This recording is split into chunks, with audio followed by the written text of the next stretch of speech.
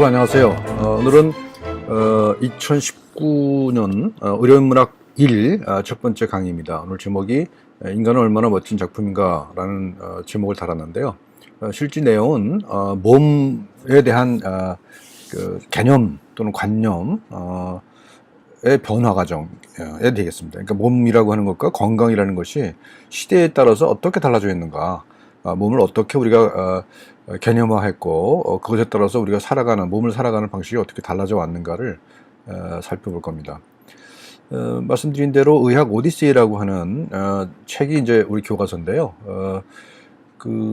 원 제목이 The Story of Medicine입니다. 그러니까 의학 이야기죠. 그래서 제가 이제 이걸 의학사 이야기라고 바꿨는데, 뭐 이렇게 고대에서 중세 천대까지 거의 모든 의학의 역사. 그런데 이제 의학이라기보다는 의료 생활, 건강에 관련된 생활에 관련된 그런 역사라고 볼 수가 있을 것 같아요. 그러니까 과거의 의학사라 그러면 의학을 중심으로, 의학이라고 하는 학문을 중심으로 역사를 기술해 왔다면, 이 책은 주로 의학적 경험, 건강과 질병에 관련된 경험을 주로 다루고 있습니다. 그래서 6개 챕터로 되어 있는데요. 첫 번째가 몸 건강이에요. 인간은 얼마나 멋진 작품인가 했는데, 그게 사실은 몸과 건강에 관련된 이야기라는 얘기입니다. 그래서 오늘 얘기 여기 집중될 것이고요. 다음 주는 질병의 역사. 질병도 시대에 따라서 많이 다르죠. 그 다음에 그걸 어떻게 진단했는가. 몸에 대한 개념과 관련된 거죠. 이 두 개의 관계가 진단이 되겠죠. 그리고 그것을 실천적으로 해결하는 방식이 치료 행위잖아요. 그래서 치료 역사를 따로 다루고요. 그 다음에 치료 중에서 또 수술이라고 하는, 외과라고 하는 특수한 영역이 있잖아요. 그래서 그것을 따라 살펴볼 겁니다. 그래서 5개의 챕터가 주로 쭉 이야기로 전개가 됩니다. 그러니까 몸의 이야기, 질병 이야기, 진단, 치료, 수술의 이야기입니다. 그 역사적인 흐름에 따라서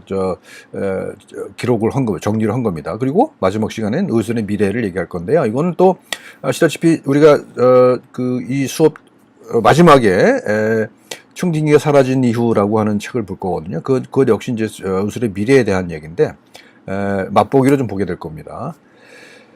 자, 일단 인간은 얼마나 멋진 작품인가. 몸에 대한 알무 역사라고 제가 정의를 했어요. 몸에 대한 알무 역사다. 몸에 대한 암. 그러니까 보통 우리가 의학 그러면 몸에 대해서 우선 알아야 되겠죠. 그 다음에 질병에 대해서 알아야 되고, 그 다음에 그 치료법에 대해서 알아야 되겠죠. 이 책이 그 순서에 따라서 기술되어 있는데, 첫째 장은 이렇게 되어 있습니다. 몸에 대한 삶의 그 역사인데, 그게 시대에 따라 상당히 많이 달랐다는 거죠. 몸을 어떻게 개념화하느냐 하는 것은 시대에 따라서 굉장히 또는 문화에 따라서도 굉장히 달랐다는 거죠. 대체적으로 고대 시기를 보면 조화를 강조하죠. 그래서 음양의 조화라든지, 또는 서양에서는 4체액, 4개 체액이 조화를 이룬다든지, 또는 동아시아에서는 음양과 오행, 5가지의 원소랄까요? 행의 상생과 상극, 이런 것들이 이제 중요한 거가 됩니다. 그리고 나서 이제 르네상스 이후에는 이제 해부학이 발전하죠. 물론 고대에도 해부학이 발전했습니다만 사라지죠. 사라졌다가 르네상스 시대에 다시 해부학이 발달하게 됩니다. 그래서 인체의 신비를 발견하는 거죠. 그러니까 이 고대 시대에는 그 몸에 대해서 조화라는 걸 관점을 강조하기 때문에 신체 구조가 어떻게 생겼는가에 대해서는 별 관심이 없었단 말이죠. 그리고 그런 개념화가 이루어지지가 않아요. 조화를 중심으로 하기 때문에 구조나 생김새에 대한 생각을 별로 할 수가 없었다는 거죠. 근데 이제 르네상스 시대에 그것이 시작됐다는 겁니다.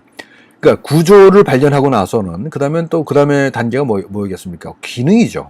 어떻게 작동하느냐. 이렇게 생긴 우리 몸이 이렇게 생겼는데, 그러면 그런 생김새를 가지고 우리 몸이 어떤 작동 방식으로 기능을 발휘하냐 하는 게 나오겠죠. 그게 생리학이죠. 해부학, 생리학. 근데 생리학의 최초의 단계는 혈액순환을 발견하는 거였어요. 혈액순환을 발견하는 아주 간단한 실험에 의한 윌리엄 하비의 혈액순환의 얘기가 나오고요. 그 다음에 이런 두 가지의 해부학과 생리학, 구조와 기능에 관련된 지식을 토대로 해서 기계적 모델이 나오게 되는 거죠. 그러니까 우리 몸이라고 하는 것은 과거에는 조화를 이루는 어떤 용기 같은 비슷한 거였거든요. 내 몸의 외부와 내 몸 내부를 조화를 이루는, 또 내 몸 내에서도 조화를 이루는 그런 거였다고 한다면, 이 해부학과 생리학이 발달된 다음에는 기계적 모델이 발달한다는 거죠. 그래서 우리 몸을 기계로 바라보면 훨씬 더 이해하기 쉬워졌다는 겁니다. 요 해부학과 생리학의 발달과 더불어서요. 그리고 이제 그런 기계적 모델은 그 눈에 보이거나 우리가 인지하기 쉬운 거잖아요. 그런데 화학이 발달하면서, 또는 화학적 반응들이 중요해지기 시작합니다. 그래서 미세적인, 우리가 눈으로 볼 수는 없지만 추론할 수 있는 그런 화학적 반응들에 대해서 또 관심을 가지게 돼서, 보면 전체적으로 미세 구조, 미세 또는 미세 구조는 아닐지 몰라도 화학적 반응이라는 게 미세 반응까지로 환원돼 가고 있는 그런 그죠? 그 구조를 보이죠. 조화를 강조했던 큰 전체적인 전일적인 홀리스틱한 그런 개념에서 전체적으로 미세적인 환원의 단계로 접어드는 거라고 볼 수가 있습니다. 여기까지 이제 일반적인 얘기예요. 그런데 이제 뇌라고 하는 것이, 물론 이것에 대한 그 연구는 뭐 일찍부터 있어 왔습니다만, 특히 20세기 이후에 뇌라고 하는 것이 또 어떤 새로운 그 패러다임을 제시하는 그런 역할을 하기도 합니다. 그래서 앞으로의 뭐 의학 또는 몸에 대한 지식은 뇌를 빼놓고는 생각하기 어려울 거다. 그래서 뇌라는 것이 이런 우리가 몸을 바라보는 그런 틀 자체를 크게 바꿀 수도 있을 것이다라는 그런 예측을 해볼 수가 있습니다. 이번 시간 학습 목표는요, 말씀드린 대로입니다. 몸의 관념이 변화해온 과정, 조화로부터 환원, 기계적 구조까지 이렇게 쭉 있고, 그것을 역사와 문화의 맥락에서 얘기할 수 있다. 그러니까 서양의 역사에서 보면은 고대 그리스로부터 시작해서 중세를 거쳐서 근대로 이어지는, 그리고 현대에 또 다시 변화를 하는 그런 역사적 맥락이 있을 것이고요. 문화적 맥락에서 보면 특히 동아시아 같은 경우에 보게 되면 아직까지도 전일론적인, 그러니까 조화를 강조한 전일론적인 의학 개념이, 몸에 대한 알매 체계가 강하게 남아있죠. 그래서 그런 맥락에서 얘기할 수가 있어야 된다라는 거고요. 그 다음에 이제 우리가 누구나 인정하는 거지만 서양의 기계적 모델에 바탕을 둔 의학이 대단한 성과를 이룬 것도 사실이죠. 전무후무한, 역사상 전무후무한 그런 성과를 이룬 게 사실입니다. 하지만 역시 또한 한계를 가지고 있다는 거죠. 그래서 한계에 대해서도 이해할 수 있어야 된다. 기계적 관념, 몸에 대한 기계적 관념이 엄청나게 큰 성과를 얻긴 했지만 그것이 어떤 또 문제를 가지고 있기도 하다는 거죠. 그 전체적으로는 이제 전일론과 원자론, 말씀드린 대로 조화를 강조하는 게 전일론이고요. 그 다음에 환원을 강조하는 게 원자론이겠죠. 마찬가지로 비슷한 논리로 유기체론이 전일론에 비슷하고요. 기계론이 원자론에 비슷하다고 할 수가 있겠죠. 그래서 이런 대립되는 그런 몸에 대한 관념들이 어떤 차이를 가지는지를 설명할 수 있으면 좋겠습니다. 원시시대, 선사시대의 그 유적들을 보게 되면 이런 것들이 많이 발견됩니다. 여기 보게 되면 선사시대의 유적에서 나온 유골이거든요. 근데 보면 여기 구멍이 뚫려 있어요. 큰 구멍이 뚫려 있죠. 이런 수술을 왜 했겠는가 하는 겁니다. 이걸 하나님이, 신이 만들진 않았을 거 아닙니까? 그래서 이런 수술을 했다는 건데, 이런 수술을 왜 했다고 생각하느냐는 거예요. 우리는 지금 현대적인 관념에서 보게 되면 뇌압을 줄이기 위한 거잖아요. 안에 뭐 출혈이 있거나 그래서 뇌압이 높아지면 그걸 낮추기 위해서 이제 구멍을 뚫고 이제 하잖아요. 감압 수술을 하는 거죠, 말하자면. 그런데 이때는 왜 했겠는가 하는 거예요. 아마도 비슷한 생각을 했을 거라고 봐요. 근데 그것은 우리가 생각하는 뇌 내의 물리적 압력이라기보다는 뭐랄까, 악령이랄까, 뭐 이런 주술적인 의미로 그 악령을 뽑아내기 위해서 이런 수술을 했을 것이다라고 추측하는 것이 이제 일반적인 것이죠. 그런데 보게 되면 재밌는 거는 그 수술 흔적이 굉장히 말끔합니다. 이 얘기는 뭐냐면 이 수술을 하고 나서도 상당 기간 동안 생존했다고 하는 이야기가 되는 거죠. 그러니까 우리가 일반적으로 생각하듯이 선사시대, 원시시대에는 무조건 열악한 상황이었을 것이라고 예단하는 경향이 있는데, 이런 유적들 보면 그렇지 않다는 사실들을 알 수가 있어요. 그래서 선사시대, 원시시대의 우리 조상들도 우리가 가지고 있는 과학적 개념은 가지고 있지 않았겠지만 상당히 나름대로 어떤 경험적 근거를 가지고 수술을 하고 치료 행위를 했을 거다라고 예측할 수 있는 거죠. 오른쪽 거는 이제 이 유물은 뭐냐면 양의 간 모양을 형상화한 겁니다. 그러니까 양의 간 모양을 왜 이렇게 점토로 만든 건데 왜 이렇게 만들었겠느냐는 거죠. 아마도 양을 이제 어떤 미래를 예측하기 위해서 제사를 지내는 거죠, 말하자면. 제사를 지낼 때 그 희생물로 양을 쓰는 거죠. 그래서 배를 갈라서 양의 간을 꺼내죠. 간을 꺼냈을 때 간이 어떻게 생겼느냐에 따라서 그 미래를 예측하는 어떤 일정한 룰이 있었다고 하는 그 추측을 해볼 수가 있습니다. 그래서 보면 이렇게 구획이 지어져 있고 각 부분이 분류가 돼 있잖아요. 이제 이게 이쪽 부분이 예를 들어서 무슨 부었다, 빨갛다 그러면 미래가 어떻게 된다. 예를 들면 좀 홍수가 올 거다. 이런 식의 일정 정도의 연관을 지어놓고 이런 지수를 했다는 겁니다. 우리가 의라고 하는 말을 한자를 뜯어보면 그렇습니다. 이 안에 있는 것이 화살이고요. 요게 창입니다. 그리고 이 바깥에 있는 게 술뮤예요. 그러니까 화살을 맞고 창에 찔렸어요. 그런 사람을 갖다가 약의 대명사인 술을 가지고 치료한다는 그런 의미를 가지고 있거든요. 그러니까 위에 거가 외과라고 한다면 밑에 건 내과라고 볼 수가 있는 거죠. 근데 재미있게도 요 글자와 같아요. 그래서 지금도 욕편 찾아보면 요 글자와 같이 나옵니다. 근데 이건 뭐냐? 밑에 무당 무자가 들어가 있습니다. 그러니까 술 대신에 무당이 들어가 있죠? 그건 무슨 뜻입니까?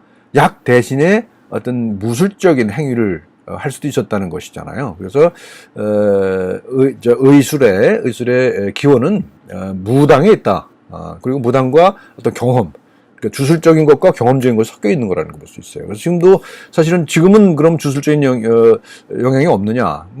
잘 생각해 보면 아직도 주술적인 흔적이 많이 남아 있다고 볼 수가 있어요. 잘 생각해 보시면 그렇습니다. 예를 들기는 그렇고요. 자, 그다음에 서양에서는 이런 주술적이고 경험적인 것에 의존하다가 이것을 이론으로 만들죠.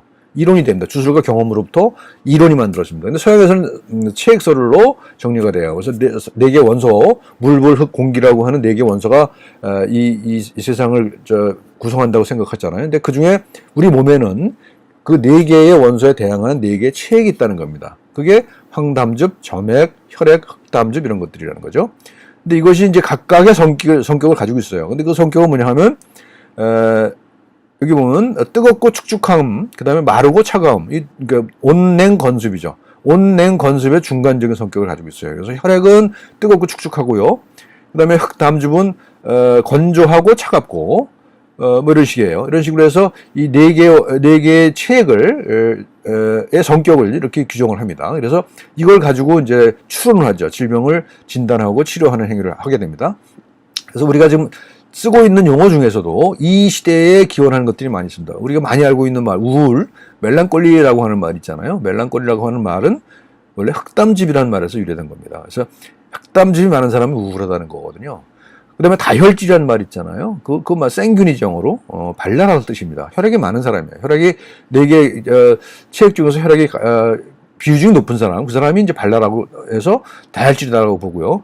그 다음에 점액이 많은 사람은 냉담하고 무기력하다. 그래서 플래그마틱이라고 얘기하죠. 그 다음에 황담즙이 많은 사람은 콜러릭, 그래서 성 마른 사람으로 얘기가 됩니다. 그래서 인간의 성격에 대해서도 이 네 체액을 가지고 설명을 했고요. 인간의 질병도 이렇게 설명했다는 겁니다.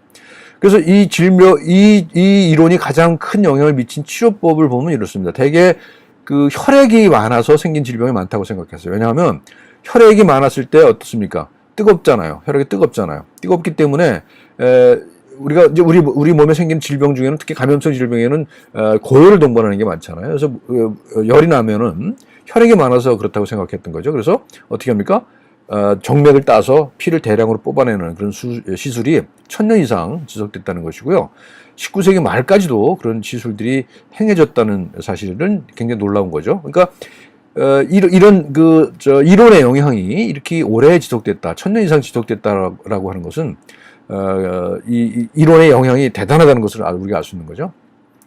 그리고 그 이론에 따르면요, 이 심장의 가운데에서 피가 흐르는 걸로 됩니다. 그러니까 이건 갈레노스라고 하는 유명한 고대 로마의 의사가 이제 주장한 거죠. 그리고 그 이론을 체계화한 겁니다. 자체액설을 히포크라테스 때부터 내려오던 그런 이론을 갈레노스가 그걸 정리해서 많은 책을 씁니다. 그래서 그 많은 책을 썼기 때문에 후세에 굉장히 큰 영향을 미치죠. 근데 그 주장에 의하면 심실 중격에 저기서 피가 서로 흘러요. 근데 실제로 그렇지 않잖아요. 그래서 이거 잘못된 이론이죠. 근데 그렇지만 잘못된 이론이 1000년 이상 지속되었다. 그 갈레노스의 이론에 의하면 세 가지 스피리트가 있습니다. 그래서 내추럴 스피리트, 바이탈 스피리트, 애니멀 스피리트. 이건 각각 뇌, 심장, 간에 존재한다고 생각했어요. 그래서 이것은 이 스피리트라고 하는 것이 어떤 뭐랄까요? 생명력이랄까요? 바이탈 포스라고 할까요? 뭐 그런 거잖아요. 그래서 이런 구조를 가지고 있었다. 그리고 그것이 굉장히 큰 영향을 미쳤다는 거죠. 동아시아 같은 경우에는 4체액 대신에 5행입니다. 5행. 목화, 토, 금, 수죠. 이건 이제 물, 불, 흙, 공기에 대항하는 4가지 원소에 대항하는 5가지 행이죠. 행. 이건 원소라고 이야기는 좀 어려워. 행이에요. 근데 그걸 또 각각 또 마찬가지로 간신, 비패, 신이라고 하는 내부 장기와 1대1 대응을 시키죠. 근데 여기서 4가지가 있을 때는 조화만 나오죠. 조화라고 하는 관계가 나오죠. 비율이 나온답니다. 중요해지죠. 근데 5개가 되니까 뭐가 강조하거든요. 상생. 이제 여기는 상생입니다. 목, 생, 화. 그러니까 나무를 태우면 불이 되잖아요. 그 다음에 화생, 토. 불이 꺼지면 흙이 돼. 이런 식이에요. 이런 식으로 요건 상생의 과정이고요. 이 반대쪽은 뭐냐면 극이에요. 목, 극, 토. 그러니까 뭐냐면 나무가 흙을 이기고 나온다는 거죠. 뭐 그런 식의 이제 구조예요. 그래서 상생상극의 구조를 갖고 우리 몸의 그 여러 가지 운행을 설명했다는 겁니다. 그리고 기본적으로는 양의 체계를 가지고 있으면서 좀 구체적으로 오행으로 연결된, 아직까지도 이제 한의학에서 주로 이제 이런 체계를 가지고 추론을 하는 경향이 있죠. 인도를 가게 되면요. 인도에도 이제 조화의 개념이 있었습니다. 그래서 이것은 도샤와 차크라라고 하는 개념이 있었는데, 이건 그렇게 넘어가겠습니다. 이렇게 이런 그 척추를 따라서 이런, 차크라가 있다고 그러죠. 그래서 이것이 이제 어떤, 조화를 이루는 그런 근본적인 장소라고 생각했어요.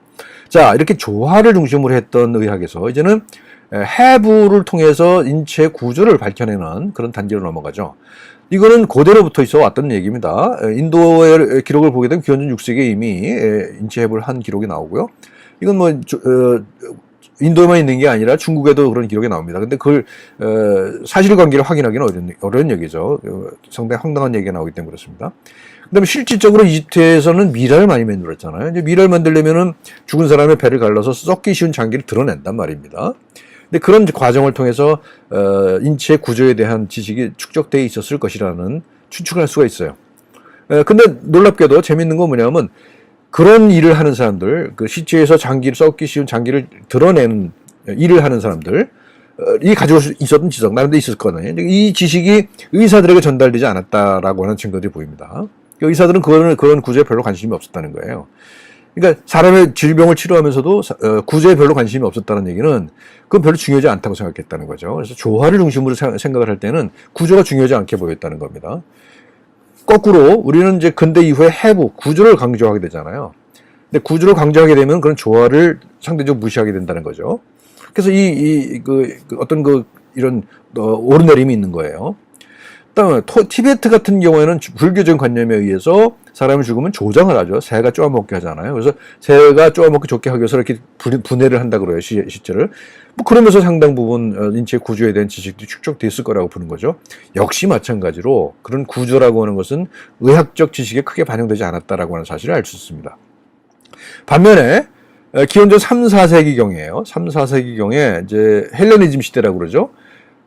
이제 이집트 알렉산드리아라고 하는 도시가 있는데 여기에 엄청나게 많은 지식들이 축적이 되죠. 무세온이라고 하는 박물관이 생기고 거기에 어마어마한 양의 그 도서관이 세워지죠.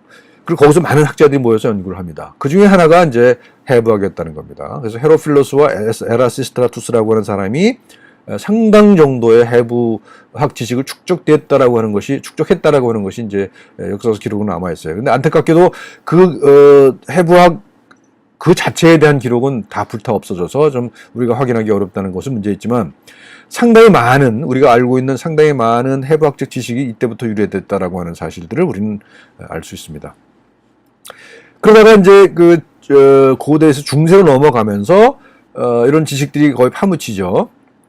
특히 AD 2세기경에 이제 로마의 의사 갈레누스가 이런 모든 그 체계들을 집대성해서 어마어마한 기록을 남기는데, 그때 기록은 이런 기록을 참조하지 못했어요. 그러니까 알렉산드리아 인체 해부 기록을 참조하지 못하고 주로 돼지라든가 이런 다른 동물들을 해부한 그런 지식을 갖고 입론을 했기 때문에 오류가 상당히 많이 있었어요. 그런데도 불구하고 상당히 오랫동안 한 거의 뭐 1500년에서 2000년 가까이 유럽의 의학 체계를 지배했죠.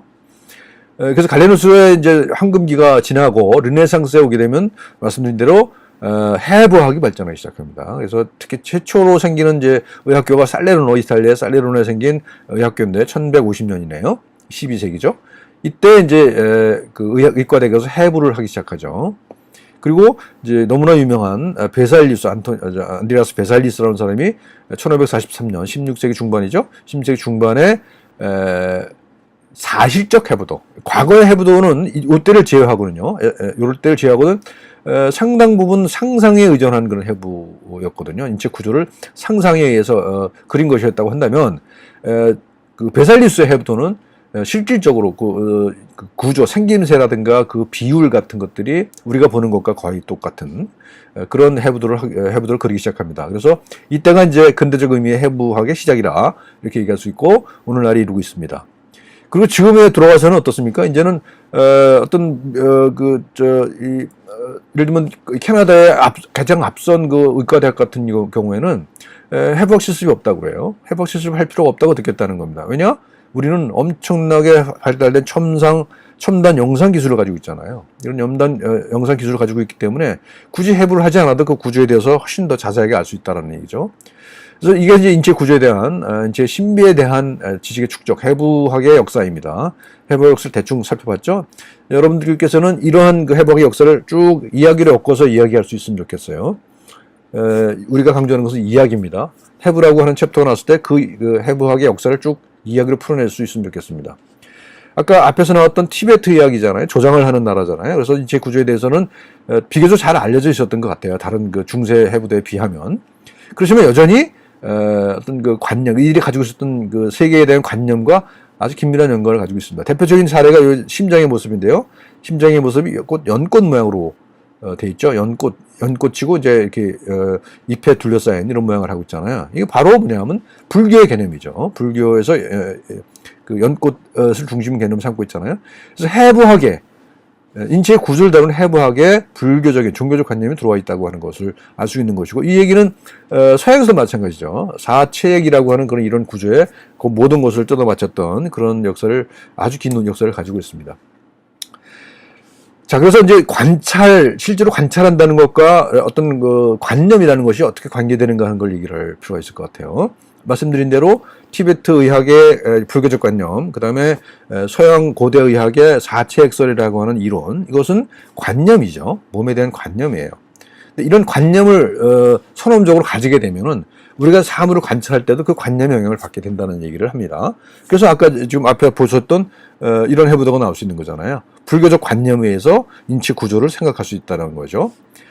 근데 그런 관찰과 관념의 영향을 주고받으면 우리가 천재라고 알고 있는 레오나르도 다빈치 같은 경우도 마찬가지라는 겁니다. 레오나르도 다빈치는 여러 방면에서 어마어마한 성과를 이룬 양반 아니에요. 그런데 이제 해부학에서도 그렇습니다. 그래서 물론 이제 아까 얘기했던 베살리우스 이전이죠. 베살리우스 이전이지만, 그래서 베살리우스만큼 그렇게 정교한 해부들을 남기지는 않았지만, 그래도 신체 장기들의 모습을 대체적으로 사실적으로 그렸습니다. 이게 심장의 모습이거든요. 거의 똑같죠. 우리가 보는 것과 거의 똑같은데, 이게 관찰이 중요했던 겁니다. 이건 관찰의 영역이에요. 근데 오른쪽 걸 보게 되면요, 이걸 단면이거든요. 잘랐는데 보게 되면 어떤 모습이 보이는가 하면 이 심실중격이죠. 굉장히 두꺼운 벽이 있잖아요. 근데 다른 이쪽 벽에는 아무런 게 없는데 이 심실중격에는 이렇게 선이 그어져 있어요. 이건 뭐냐면 아까 앞에 설명했던 것처럼 갈레누스의 의학적 개념에 의하면 이 심실중벽에서 혈액이 교환된다고 하는 이론 체계를 가지고 있었잖아요. 근데 그 이론 체계를 벗어나지 못했다는 겁니다. 그런 관념을 벗어나지 못했다는 거죠. 그래서 관찰이라는 것 통해서 이렇게 사실적인 심장을 그렸음에도 불구하고 관념의 영향에 의해서 이렇게 보이지 않는 걸 마치 보이는 것처럼 그 표현한 그런 심장 그림을 그렸다고 하는 사실을 우리가 생각해 볼 필요가 있습니다. 이걸 이제 오늘날 우리가 가지고 있는 의학적 개념에 대입해서 생각해 봐도 비판적으로 생각해 볼 것이 꽤 있는 것 같아요. 우리가 너무나 당연한 진리라고 여기는 것도 사실은 어떤 관념의 영향일 수 있지 않겠는가. 그래서 우리가 가지고 있는 지식에 대해서도 상당히 비판적으로 바라봐야 되는 것 아닌가 하는 생각을 반성적으로 할 수 있다는 얘기입니다. 중세의 의과대학에서 행해졌던 파두아 대학이죠. 이태리의 의과대학에서 행해졌던 해부입니다. 여기 시체가 있고요. 주변에서 해부를 하죠. 그리고 교수는 이 꼭대기에 올라앉아 있습니다. 올라앉아 책을 읽어요. 이제 그 책은 주로 뭐냐? 갈레노스가 쓴 책을 읽죠. 그리고 이제 여기 중간에 앉아 있는 사람들이 이제 학생들이겠죠. 학생들이고 여기서 실제로 해부하는 사람은 학생도 아니고 의사도 아니에요. 주로 이발사들입니다. 이발사들이 해부를 하고 이제 이렇게 보여주면 이제 여기 책을 읽고 학생들은 그걸 책을 보면서 이걸 비교해보는 그런 이제 해부학 실습이었다고 하죠. 이제 이것이 뭐 뒤에 오면은 이제 베살리우스 같은 사람은 자기가 직접 하죠. 그래서 이런 전통에서 벗어나는 그런 양상을 보입니다. 재밌는 게 뭐냐면 여기 보면 이게 제목이 아나토미 시어터로 돼 있죠. 극장이에요, 극장. 해부학이라고 하는 것은 일종의 극장이라고 할 수가 있습니다. 이렇게 보여주는 거였죠. 그 흔적이 어디에 남아있는가 하면 영국 같은 나라에 가게 되면 우리는 수술실 오퍼레이션 룸, OR이라고 부르잖아요. 근데 거기는 주로 오퍼레이션 시어터라고 부릅니다. 수술도 이런 해부학적 행위와 비슷한 게 생각했다고 하는 거죠. 그런 흔적입니다. 자, 1543년에 그 유명한 베살리우스의 해부도들입니다. 그 해부도 중에 이제 일부입니다. 많이 보셨을 거예요. 이 해부도를 보게 되면 그 골격도 아닙니까? 골격도인데 아주 사실적이죠. 그 비율이라든가 이런 것들이 아주 사실적이에요. 있는 그대로의 모습입니다. 각 부분적으로 보게 되면요. 근데 특이한 점이 뭡니까? 이 해골이 생각을 해요. 절벽 위에 서서 생각을 합니다. 여기도 보면 근육도죠. 근육도인데 뭐 시체를 해부해서 이런 근육을 그렸을 거예요. 근육은 굉장히 사실적으로 그렸어요. 굉장히 사실적으로 그렸는데 뭡니까? 이렇게 아주 활발하게 운동을 합니다. 아주 그 원기왕성한 그런 모습으로 그려져 있어요. 근육이라고 하는 것이 가지고 있는 관념이죠. 근육이라는 것은 활동성이지 않습니까? 그래서 이 죽은 시체를 대상으로서 이런 그림을 그렸음에도 불구하고 이렇게 활동성 있는 모습을 그릴 수 있었다는 것이죠. 결국 뭘 의미합니까? 구조 속에 담긴 서사입니다. 이 구조는 굉장히 사실적으로 관찰에 의존해서 그렸습니다만 그 구조를 이야기 구조로 풀어내겠다는 겁니다. 이야기 구조예요. 이것도 이야기고 이것도 이야기죠. 이것도 이야기입니다. 보십시오. 이건 이제 밧줄에 매달려 있는 사람이 죽어가는 사람의 모습을 그리고 있잖아요. 뭔가 이 속에는 뭔가 서사가 담겨져 있습니다. 그래서 이 구조 속에 담긴 서사 또는 관찰 속에 들어있는 어떤 뭐 관념이랄까요? 뭐 이런 것을 우리가 얘기할 수 있는 거죠. 근데 이것이 초창기의 해부학에는 이것이 너무 당연한 거였고 사실 초창기에 이 베살리우스 해부도가 담긴 이 책은 전 유럽의 베스트셀러였다고 그래요. 그러니까 이것은 우리가 생각하는 것처럼 과학책이라기보다는 하나의 예술적인 책이라고 볼 수가 있었던 겁니다. 그 당시에는 과학과 예술의 구분이 없었으니까요. 그렇잖아요. 과학과 예술의 구분이 없었는데 아예 과학이란 말 자체가 19세기에 만들어진 말이기 때문에 이때는 과학과 예술의 구분이 없어요. 그러니까 우리가 뭐 인생은 짧고 예술은 길다고 할 때 그 예술이 의술이었다고 하는 사실 우리가 몇 번 얘기했잖아요. 그런 거예요. Art and Science예요. Art and Science. 그 Art and Science의 구분 자체가 없었던 때의 이야기입니다. 그래서 이 해부도는 우리가 의학적으로 또는 그 해부학적으로 굉장히 중요한 정보를 주죠. 정보를 주고 각 생김새라든가 정보를 주지만 또 한편으로 그 삶의 맥락에서 떨어져 있지 않은 그런 모습을 보이는 거죠. 그러니까 이 베살리우스가 이런 모습의 시체를 봤을 리는 만무하잖아요. 그러니까 결국은 그런 관찰된 그 사실을 토대로 해서 어떤 상상력이 더 씌워진 그런 작품, 일종의 작품이라고 볼 수 있는 거죠.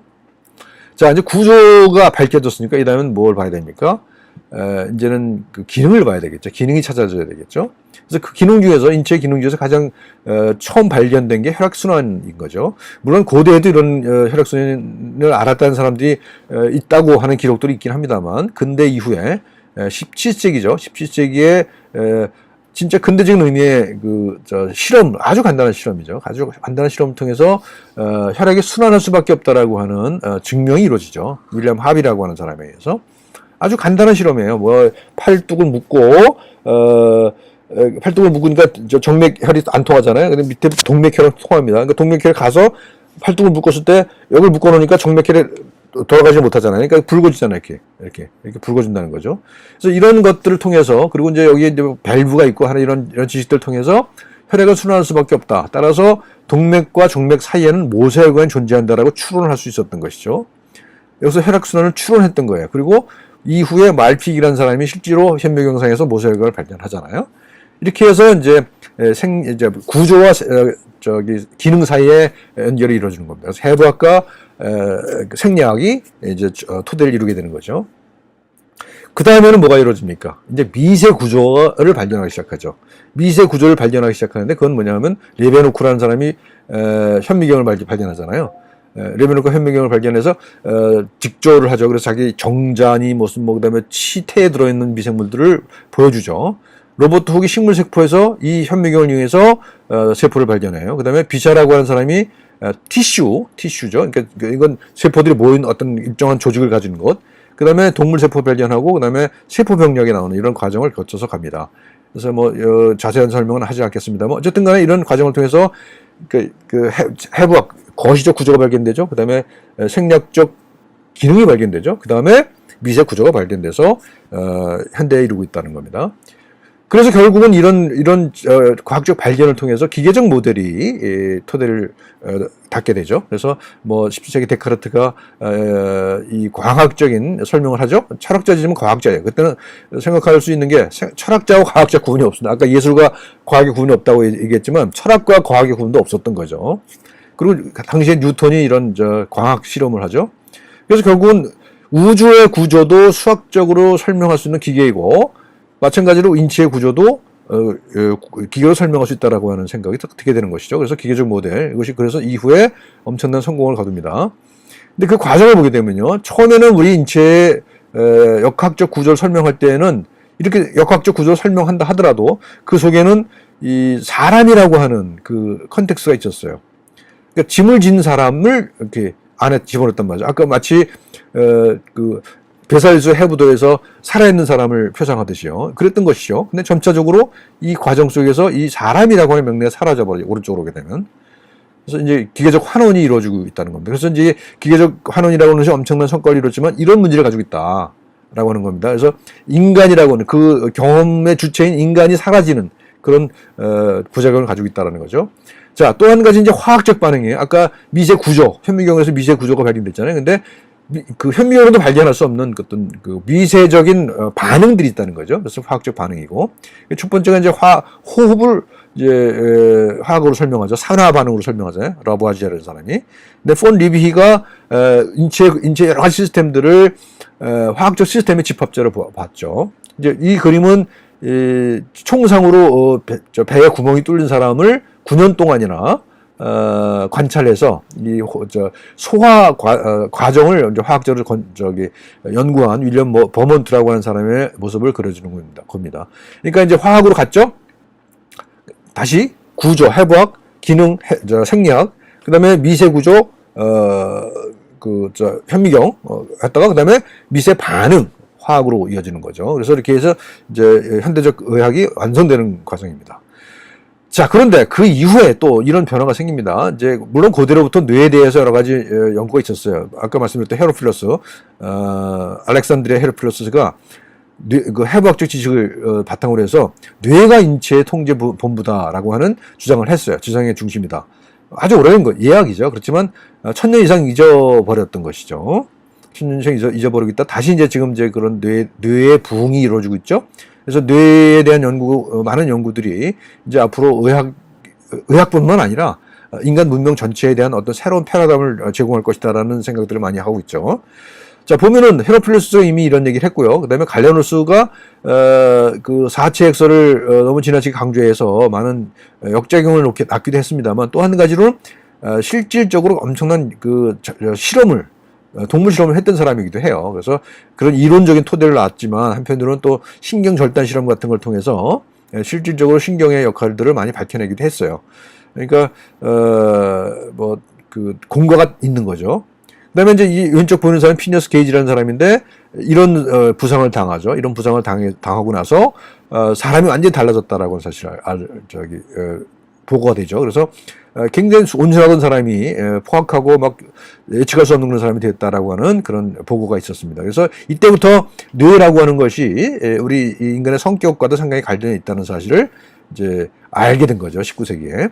그리고 이제 지금에 와서는 20세기부터 시작된 겁니다만 뭐 fMRI, PET 같은 것을 통해서 뇌의 구체적인 모습들을 우리가 연구할 수 있게 됐죠. 그리고 실시간으로 그 기능과 관련지어서 연구할 수도 있게 됐어요. 그래서 이제 뇌에 대한 연구가 점점 활발해지고 있고 이것이 앞으로 우리 미래에 의해서 대단히 중요한 것이 될 것이다라는 겁니다. 자, 오늘날 서양의학은 이렇게 인체를 몇 가지 시스템으로 나누죠. 근골격계, 뭐 신경계, 뭐 순환계, 호흡계, 뭐 소화계 이런 식으로 나누잖아요. 그래서 몇 가지 시스템들 나눠서 그걸 하나의 모듈로 삼죠. 그래서 그것들이 이제 모아서 인체가 된다고 생각하는 경향이 있죠. 그래서 이런 그 분절됐지만 또 하나로 이어지는 그런 시스템을 가지고 있습니다. 근데 시기에 따라서는 이 분리, 환원의 강조가 되는 시기가 있었고 또 조화와 균형을 강조하는 시기가 있었다라고 하는 것이 이제 오늘 결론이고요. 그래서 이제 우리가 앞으로 이 수업을 통해서 이제 가져야 될 화두는 이런 겁니다. 전일론과 원자론을 지향한, 지금 얘기했던 거죠. 어떤 그 조화와 균형이라고 하는 한쪽과 그다음에 환원이라고 하는 쪽, 이 이제 그 좀 대립적인 것인 것처럼 되어 있는데 사실은 그것이 둘이 함께 가는 것 아니냐 그런 겁니다. 그래서 전일론과 원자론이죠.